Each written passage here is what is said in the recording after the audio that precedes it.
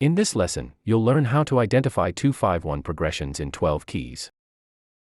The common jazz progression 2-5-1 features a minor 7 chord on the second scale degree, a dominant 7th chord on the 5th, and a major 7 chord on the 1st. In C major, these chords are D minor 7, G7, and C major 7. With a root movement of a perfect fourth, D, G, and C appear as adjacent fourths, at the 5th fret, on the A, D, and G strings. When analyzing 2-5-1 progressions, a bracket pairs the 2 and 5 chords, while an arrow indicates a dominant 7th chord resolving down a 5th or up a 4th to the tonic 1 chord. To identify the D, G, and C roots on the E and A strings, using the circle of fourths, start on D or 2 at the 5th fret of the A string. A 5th above is A or 6, and 2 frets below is G or 5. A 4th up from G is C or root 1.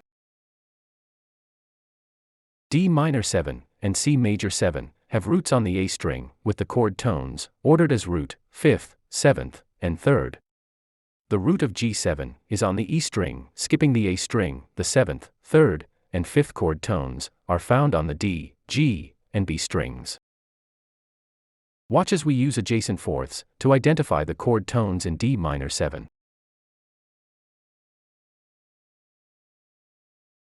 Here's how to locate the intervals in a G7 chord.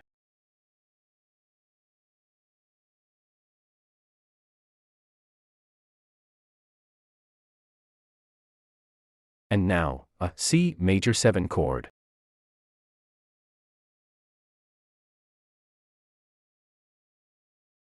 In the key of F, the 2-5-1 roots G, C, and F are adjacent fourths at the 3rd fret. To keep them on the E and A strings, start with C on the A string, move up a 5th to G, and down a whole step to F. Here's a G minor 7 chord in interval form.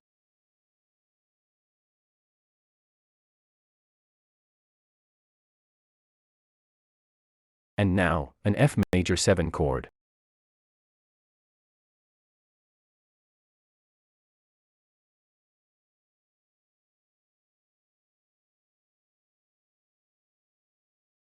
In a 2-5-1 progression in the key of G, roots A, D, and G are adjacent fourths at the 5th fret.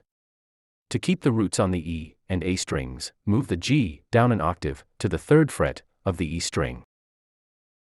In the key of D, the 2-5-1 roots are E, A, and D at the 7th fret. To keep the roots on the E and A strings, start with E, move up a 5th to B, down a whole step to A, and up a 4th to D. In the key of A, roots B, E, and A are adjacent fourths at the 7th fret on the bottom 3 strings. Simply move the A down an octave to the E string.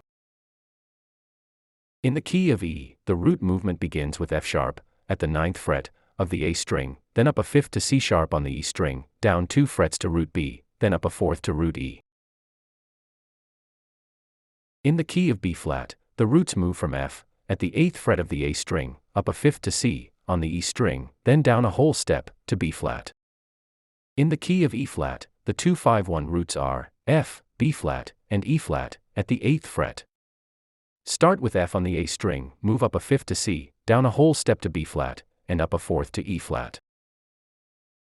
In the key of A flat, the root movement on the E A strings begins with E flat, then up a 5th to B flat, and down a whole step to A flat.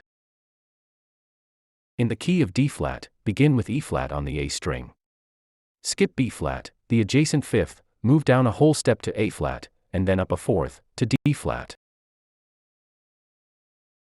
In the key of G flat, the root movement starts with D flat, then up a 5th to A flat, down a whole step to G flat. In conclusion, you've learned to use adjacent fourths to plot chord tones. To keep roots on the E and A strings, move the D string root down an octave when the roots are on the E, A, and D strings, for example, in A flat major. For roots on the A, D, and G strings, keep the A string root and move the D and G string roots down an octave, as in E major. If you found this helpful, please like and share our video. Try our reusable, dry erase chorder available in various models, to help you practice scales, chords, and arpeggios.